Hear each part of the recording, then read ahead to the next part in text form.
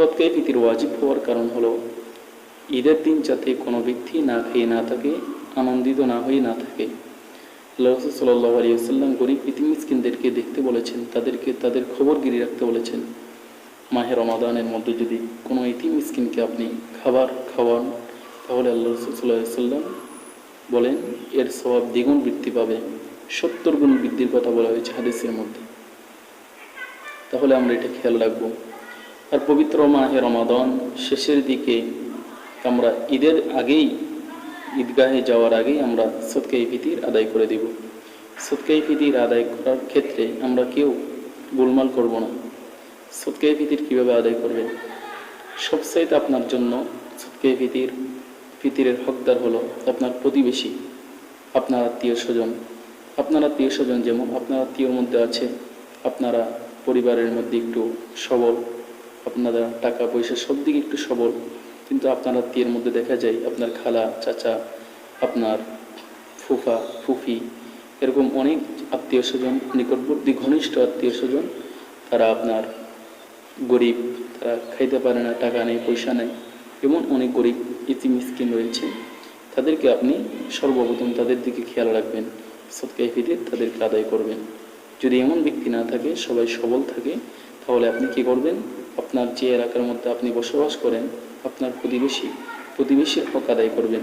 প্রতিবেশীর মধ্যে, এলাকার মধ্যে কারা এইভাবে গরিব ইতিম মিসকিন রয়েছে, দেখে তাদেরকে আপনি নির্দিষ্ট ফিতির একটা, বর্তমান সময়ে দেখা যাচ্ছে একটা সদকায়ে ফিতিরের বর্তমান মূল্য হলো 110 টাকা।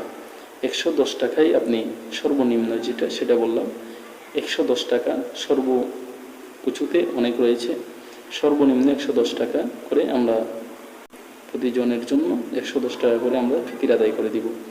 ঘরের মধ্যে সদস্য রয়েছে 7 জন, তাহলে আমরা 700 কত টাকা আসে সেটা দেখে আমরা 770 টাকা আসবে সম্ভবত। এভাবে দেখে আমরা কি করব? সদকায়ে ফিতির আদায় করে দেব।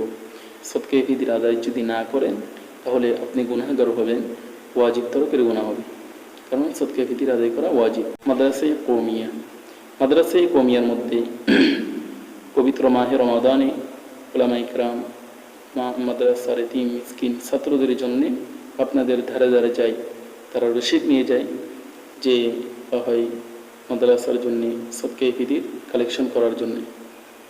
এটাকে আপনারা অনেকে আছে এটাকে অনেক খারাপ দৃষ্টিতে দেখে, এটা ভালো নয়। কারণ মাদ্রাসার মধ্যে ইতিম মিসকিন অসহায় ব্যক্তিদের যে ছাত্রগুলো পড়ে, আবার এমনটাও নয় সবাই ইতিম মিসকিনের ছাত্র, অনেক বড় লোকের ছাত্রও রয়েছে।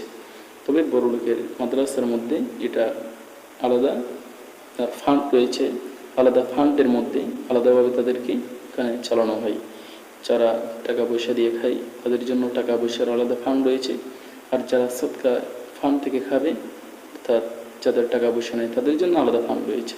তো মাদ্রাসার মধ্যে এমন একটা সুব্যবস্থা রয়েছে, গরিব ইতিম মিসকিন বড়লোক সকলের সন্তান মাদ্রাসার মধ্যে উচ্চ শিক্ষা ইলমুল ওয়াহি হাসিল করার জন্য তারা ওখানে লেখাপড়া করে থাকে।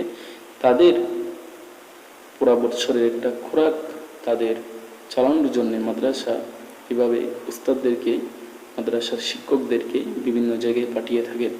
আপনারা সম্মানের সহিত আল্লাহ রাসূল সাল্লাল্লাহু আলাইহি ওয়াসাল্লামের দ্বীন হাসিল করবে, এই ছাত্রগুলো সম্মানের সহিত আল্লাহ তাআলাকে খুশি করার লক্ষ্যে, রাসূল সাল্লাল্লাহু আলাইহি ওয়াসাল্লামকে খুশি করার লক্ষ্যে আপনারা নিকটবর্তী মাদ্রাসা যেগুলো আছে, যেগুলো আপনাদের জন্য বেশি হকদার, সেই মাদ্রাসাগুলোর মধ্যে আপনারা এইভাবে সদকায়ে ফিতির আদায় করে দিবেন।